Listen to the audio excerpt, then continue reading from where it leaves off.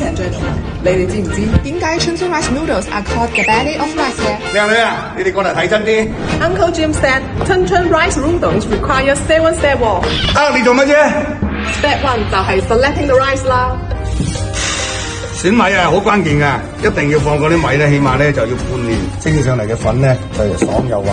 Step 2呢個係 polishing the rice 喎。用沙盤搓米咧，佢效果就好靚。沙盤搓米咧要搓廿幾分鐘，先搓晒嗰啲米片出嚟。Step 3 soaking the rice。唔使急，慢慢嚟，要浸夠時間咧，有啲粉先至靚夠爽夠滑。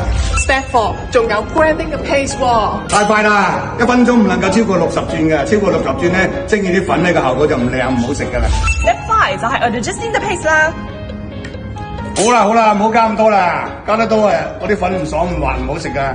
Step 6我哋 steaming the noodles 啦。蒸粉咧就好似拍拖咁啊，個時間咧同埋個火候咧一定要啱啱好。Step 7終於到 cutting the noodles 啦。每條兩英仲大過詠春拳。無論係 pan fry、steam or stir fry, they are all great。但係記住啦 ，the soul lies in eating them hot。記住啦，新鮮粉啊，唔係快餐嚟㗎。Passing down through 3 generations that Chunchun rice noodles have long been the Huang family's embodiment of meticulous craftsmanship. 記得趁熱點讚喎。